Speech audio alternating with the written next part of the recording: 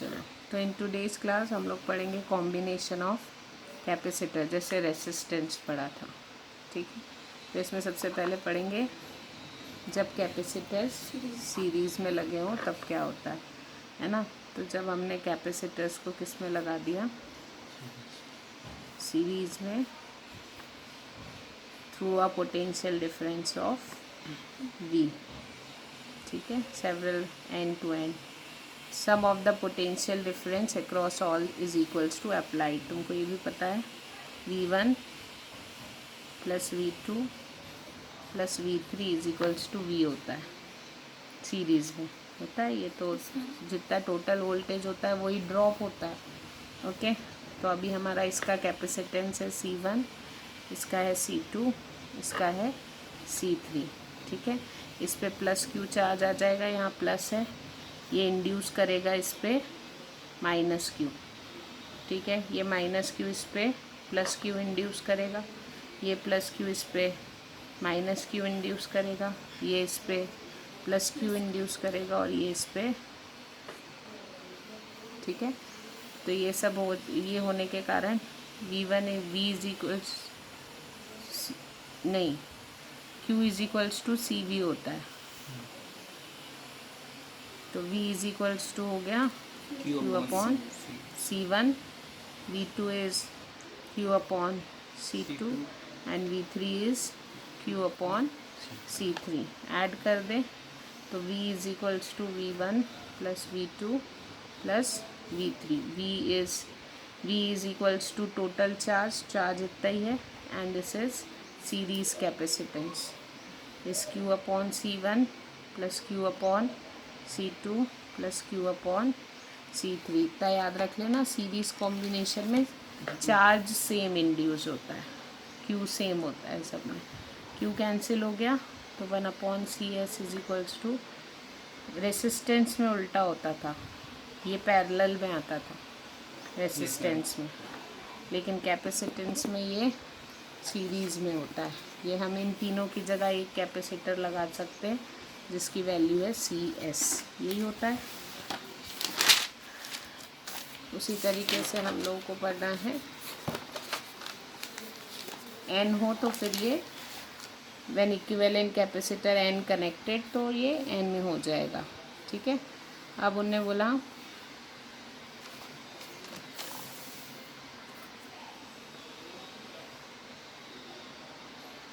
हाँ, ये याद रखो, here the capacitor with minimum capacitance has maximum potential difference, क्योंकि V और C में इन्वर्स रिलेशन। जिसका कैपेसिटेंस सबसे कम होगा उसके अक्रॉस पोटेंशियल डिफरेंस सबसे ज़्यादा होगा, पोटेंशियल ड्रॉप सबसे ज़्यादा होगा। अब हमको पढ़ना है when capacitors are connected across parallel. तो कैपेसिटर है, कैपेसिटेंस तो सबका अलग अलग होगा, अलग अलग कैपेसिटर है ना।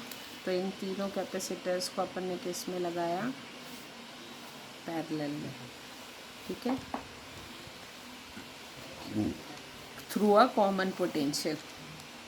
अब यहाँ पे V सेम होता है, लेकिन यहाँ पे कॉमन पोटेंशियल है, सब पे इंड्यूस चार्ज अलग अलग होगा उसके कैपेसिटेंस के अक्रॉस, क्योंकि सबको एक कॉमन पोटेंशियल ही मिल रहा है। तुमको पता है Q इज इक्वल्स टू, अगर V कॉमन है और C अलग है तो Q भी अलग होगा। अगर V कांस्टेंट है और सबका कैपेसिटेंस अलग अलग है तो सब चार्ज भी अलग अलग इंड्यूस लेंगे। वहाँ पे हमारा सबको C अलग अलग था, सबको पोटेंशियल ड्रॉप भी अलग अलग मिल रहा था, इसलिए Q हमारा क्या था, कांस्टेंट। जिसका कैपेसिटेंस ज़्यादा उसका वोल्टेज कम, ऐसा करके तीनों के अक्रॉस Q क्या था, फिक्स था। लेकिन पैरेलल में सबके अक्रॉस वोल्टेज फिक्स है, तो C अलग है इसलिए Q भी अलग अलग होगा सबके अक्रॉस। आ गई बात समझ में। तो यहाँ पे अपन टोटल चार्ज इस Q1 plus Q2 plus Q3 करेंगे। ठीक है, आई बात समझ में। तो यहाँ पे Q is equals to CV, Q1 is equals to C1V plus C2V plus V cancel, तो Cp is equals to direct addition. आ गई बात समझ में? Getting my point? ओके। अब उन्होंने बोला है capacitors are combined in parallel. Capacitors को हम पैरेलल में जब चाहिए लगाते हैं जब हमको बहुत ज़्यादा कैपेसिटेंस चाहिए, बढ़ गया ना, लार्ज कैपेसिटेंस हमको चाहिए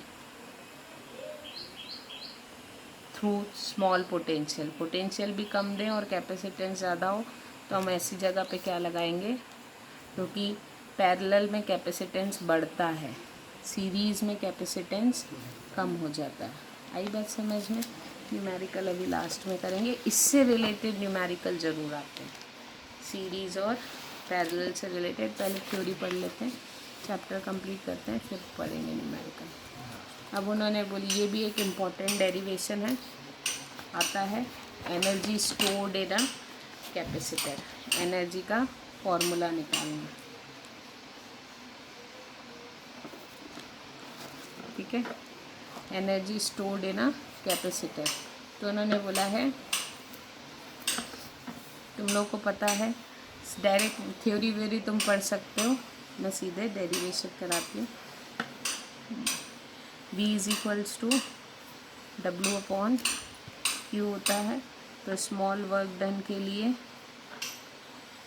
स्मॉल चार्ज। उन्होंने बोला है the energy of a charge capacitor is measured by total work done in charging the capacitor. हमने जितना वर्क डन किया है या किसी भी एक्सटर्नल एजेंसी ने जितना वर्क डन किया है किसी भी कैपेसिटर को चार्ज करने में, वही उसमें स्टोर हो जाएगी।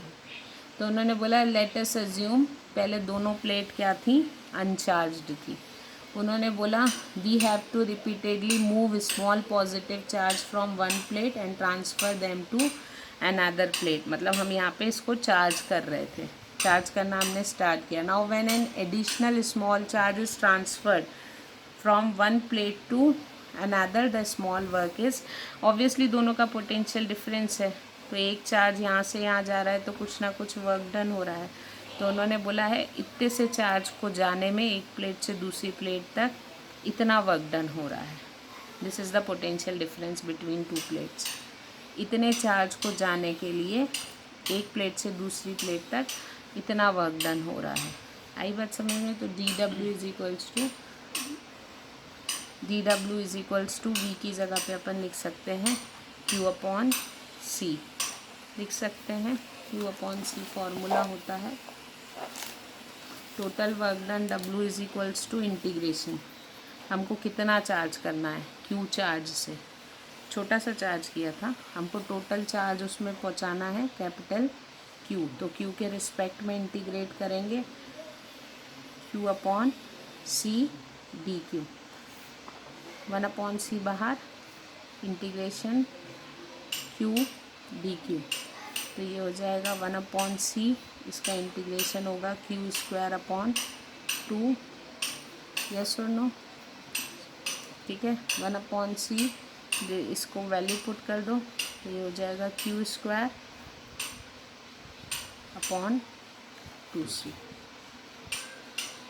Work done. आई बात समझ में? और यही वर्क डन किस फॉर्म में स्टोर हो जाएगा, पोटेंशियल एनर्जी। पोटेंशियल एनर्जी के फॉर्म में स्टोर होगा in a capacitor Q square upon 2C। अब यदि Q की जगह पे CV रख दोगे तो ये हो जाएगा CV स्क्वायर अपॉन 2C, एक C से C क्या आ जाएगा 1 अपॉन 2 CV स्क्वायर।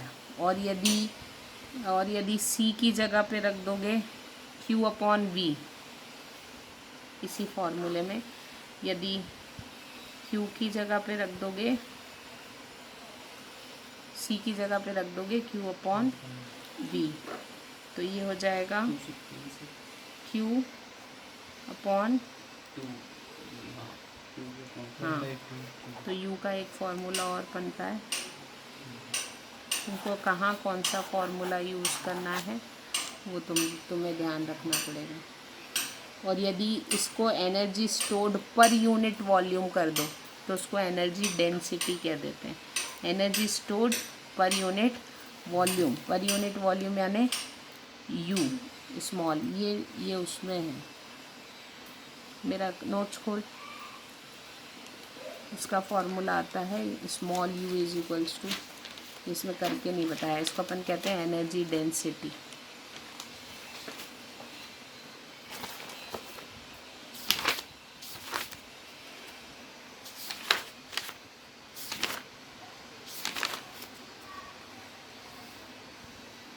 ये तो 3 फॉर्मूले, ठीक है।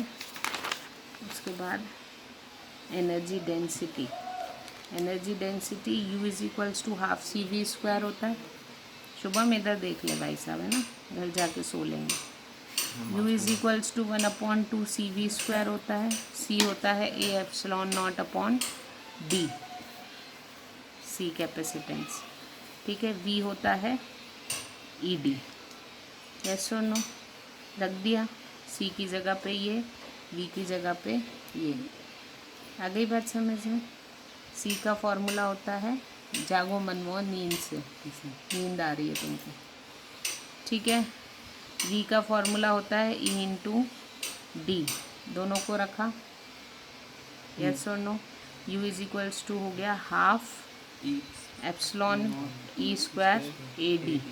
ए D is nothing but volume, area into density नहीं, distance between two plate. This is D and this is area, ठीक है। तो ए डी को नीचे ले आए तो ये हो गया energy per unit volume, U upon A D is energy per unit volume. इसको अपन रिप्रेजेंट करते हैं स्मॉल यू से, that is equals to half epsilon E square. आ गई बात समझ में।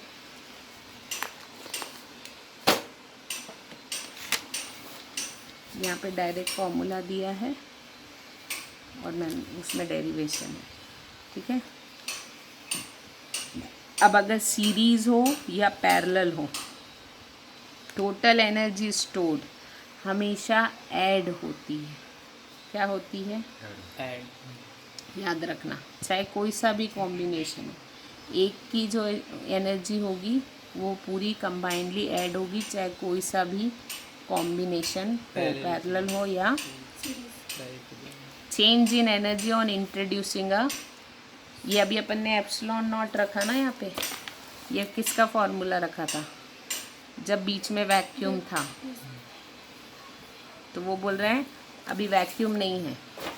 अगर मान लो हमने बीच में डाइलेक्ट्रिक भर दिया, insulating, when a dielectric slab is inserted between the with battery connected to its plates, then capacitance become k times, ये तो तुमको पहले भी पता है, C इज इक्वल्स टू के सी नॉट था, बढ़ जाता था कैपेसिटेंस डाइलेक्ट्रिक डालने के बाद। तो उन्होंने बोला and energy stored in the capacitors become, और एनर्जी भी के से क्या हो जाती है? बढ़ जाती है, याद रखना। डाइलेक्ट्रिक डालने के बाद एनर्जी भी बिना डाइलेक्ट्रिक के जो होती है उसका के टाइम्स हो जाती है। आई बात समझ में। When dielectric slab is inserted between the plate of a charge, हाँ लेकिन याद रखना हम डाइलेक्ट्रिक स्लैब डाल रहे हैं व्हेन बैटरी इज कनेक्टेड, जब बैटरी लगी हुई है और हमने बीच में क्या डाल दिया? डाइलेक्ट्रिक, तब उसकी एनर्जी बढ़ जाएगी। लेकिन अगर हमने पहले बैटरी लगी थी, ठीक है, ये चार्ज हो गया था, इसने जितना चार्ज लेना था सब ले लिया, हमने बैटरी हटा दी और क्या भर दिया? डाई इलेक्ट्रिक भर दिया। तो अभी ये बैटरी से कुछ नहीं ले पाएगा, नहीं ले पाएगा ना, क्योंकि बैटरी यहाँ पे डिस्कनेक्टेड है। तो उनने बोला है then the charge on plate remains unchanged. अब यहाँ पे डाइलेक्ट्रिक आया तो चार्ज भी बदल गए, ले लिया इसने, लेकिन यहाँ पे अब चार्ज रिमेन अनचेंज, जितना चार्ज था उतना ही है। And energy stored in the capacitor become decreases you time, ठीक है। तो याद रखना कि यहाँ पे एनर्जी डिक्रीज हो जाती है यदि बैटरी डिस्कनेक्ट हो जाए, और अगर बैटरी कनेक्टेड रहे तो एनर्जी बढ़ती है। आई बात समझ में। अब इस चैप्टर का लास्ट टॉपिक है, ये शायद एनसीईआरटी में नहीं है पर आया हुआ है कई बार, तो हम ये पढ़ लेते हैं। Common potential.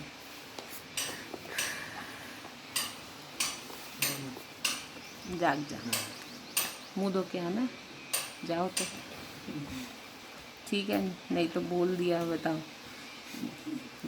When charges flow from one capacitor, when two capacitors of different potential are connected by a conducting wire, हमने 2 कैपेसिटर लगा दिए, are connected through a conducting wire, मतलब दोनों के बीच में पाथ जोड़ दिया हमने। अब वो चार्जेस का लेना देना कर सकते हैं। Then charge flow from capacitor at higher potential to the low, जिसका पोटेंशियल ज़्यादा है उसके टूवर्ड से चार्ज फ्लो होना स्टार्ट हो जाएंगे, होंगे ही क्योंकि कॉमन पाथ दे दिया। This flow of charge continuous, ये कब तक होगा? जब तक दोनों का पोटेंशियल सेम नहीं हो जाता।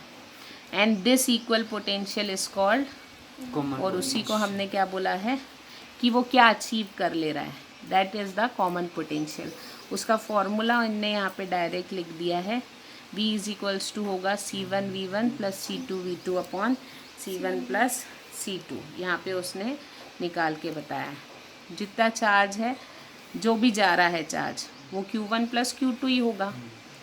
मतलब इसके पास Q1 है, लेना देना कुछ भी हो जाए टोटल चार्ज इतना ही रहेगा, कहीं से नया चार्ज तो आ नहीं रहा। तो the total charges Q is equals to, Q की जगह पे रखा और Q2 की जगह पे रखा C2V2, ठीक है।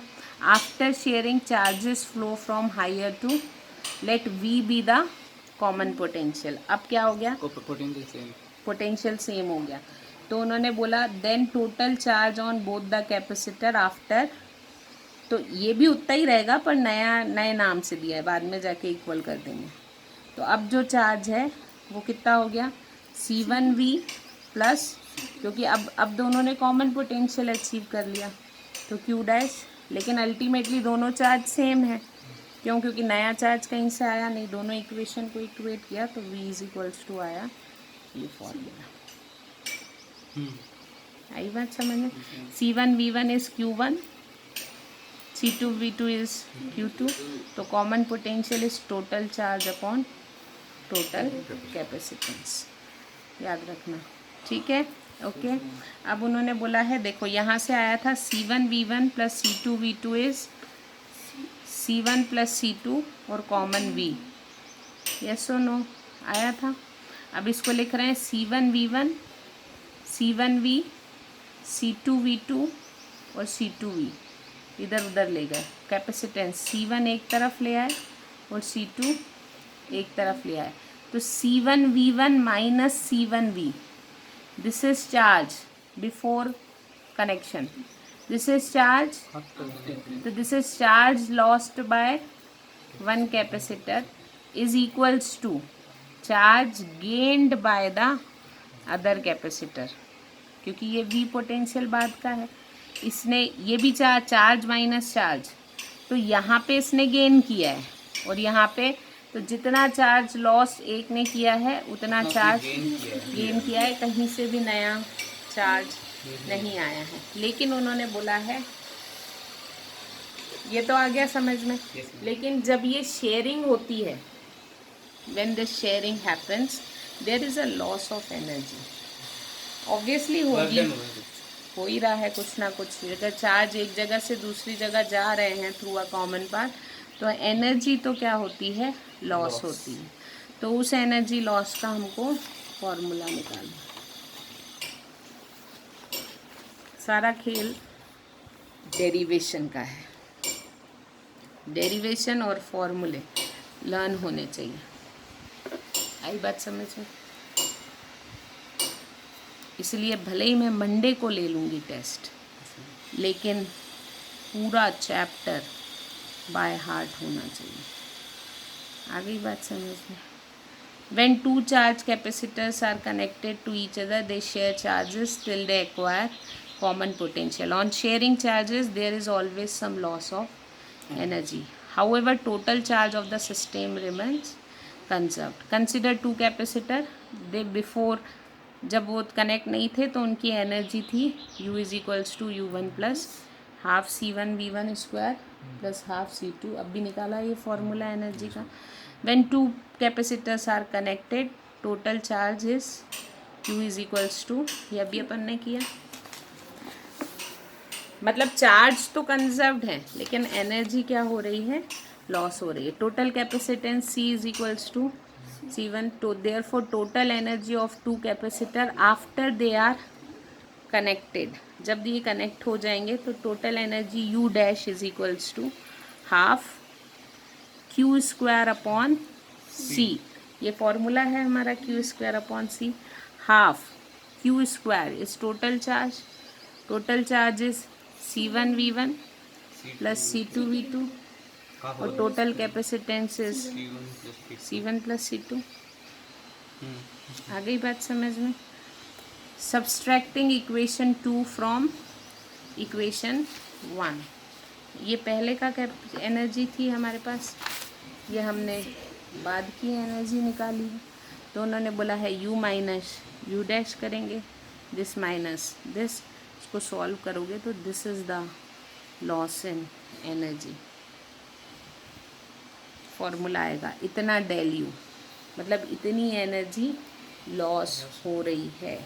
U minus U dash is positive. There is always loss of energy when two capacitors are connected together in the form of heat radiations due to electric current while charging. क्यों charge flow हो रहा है यानी क्या हो रहा है, current, और करंट हो रहा है यानी हीट बन रही है. तो in the form of heat ये एनर्जी क्या होती है, लॉस होती है. आई बात समझ में, गेटिंग माई पॉइंट.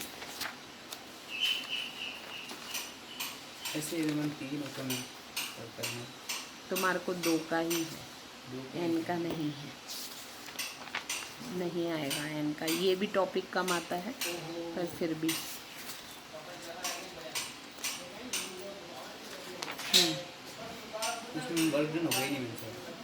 होगा. दिस कैपेसिटर ईच, अब उन्होंने बोला है न्यूमेरिकल 1-2 बता देती हूँ. 3 capacitor each of capacitance 9 picofarad are connected in series में लगाए हैं. तीनों का capacitance, what is the total capacitance, series है 1/C वाले फॉर्मूले से लग जाएगा. What is the potential difference across each if the combination is connected to, कर लोगे V1 इज इक्वल्स टू, ठीक है. It is required to construct a 10 microfarad capacitor. बनाना है हमको कितने कैपेसिटर का, 10 माइक्रोफेरेड का बनाना है. Which can be connected across 200 volt. Capacitors of capacitance 10 are available. इतना बनाना है, इतने are available but they withstand only 50 volt. हमारे पास 10 माइक्रोफेरेड के कैपेसिटर तो हैं पर वो सिर्फ कितना सहन कर सकते हैं, वोल्ट. तो हमको वोल्ट पोटेंशियल बढ़ाना है, ठीक है. Design a combination which can B yield the desired result. हमको ऐसा कुछ करना है कि हमको ऐसा मिल जाए.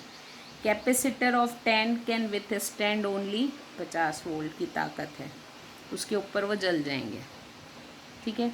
Therefore, to be connected across a 200 volt battery, 4 capacitor must be connected in series a row. क्यों, मैंने क्या बताया था, अगर पोटेंशियल बढ़ाना है तो कैपेसिटेंस कम करना पड़ेगा, बोला था. और कैपेसिटेंस कम कब होता है, जब वो सीरीज में कनेक्ट होते हैं. Capacitor C1 of each row of 4 capacitor is, उनने क्या बोला, लेकिन हाँ हमको रखना भी कितना है, टोटल कैपेसिटेंस कितना आना चाहिए, 10 माइक्रोफेरेड का. तो उन्होंने बोला है 4 capacitor must be connected in series in a row. In series in a row. Capacitor C1 of each row. Capacitor C1 of each row of 4 capacitor is. हाँ, ये ऐसा कॉम्बिनेशन है भाई साहब कि 4 को रो में कनेक्ट किया है. दिस इज 1 बट हम पैरेलल में 4 और रो और लगाएंगे. देखो लिखा है 4 capacitor must be connected in series in a row. Capacitor C1 of each row of 4 capacitor is 1/C1. ये तो तीनों चारों सीरीज में. इसकी एक की वैल्यू कितनी हुई? 4/10. 4 नहीं, 10/4. 2/4. 10/4 रेसिप्रोकल करना पड़ेगा. 10/4 मुझे कितना चाहिए? 10 ही चाहिए ना. तो अगर मान लो 10/4 को 4 टाइम्स कर दो. 10/4 प्लस 10/4 प्लस पैरेलल में. हाँ. तो कितना आंसर आएगा? 10. अच्छा, क्योंकि मुझे चाहिए भी तो कितना है? 10 ही चाहिए ना. तो 10/4 ऐसा बनेगा. ये 4 रो बनेगी. ऐसी 4 रो बनेगी. 4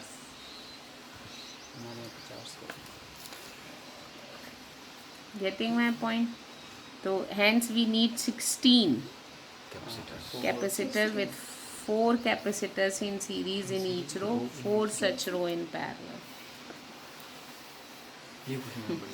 बढ़िया है ना. देखा इसलिए बढ़िया है. अब ये टेस्ट में आ जाता तब बढ़िया नहीं था. ऐसे कई क्वेश्चन आएंगे इससे, और ये आते ही हैं. चाहे इस टाइप के ही आएंगे, लेकिन ये प्रैक्टिस करने पे आएंगे. हाँ, पर तुमको प्रैक्टिस करना पड़ेगा. ये दिमाग तुम्हारा जब चलेगा जब तुम पहले करके देख चुके होगे. इसलिए in circuit shown in figure find the equivalent capacitance and the charge stored. ये तो तुम निकाल सकते हो. इसका इक्विवेलेंट कैपेसिटेंस निकालना है. इक्विवेलेंट कैपेसिटेंस निकाल सकते हो. डायरेक्ट ऐड है. The charge stored in each capacitor. हर एक के लिए पैरेलल है, चार्ज अलग अलग होगा. करके देखोगे? कल और कर लेंगे. अपने पास कल का क्लास और है. मंडे टेस्ट है.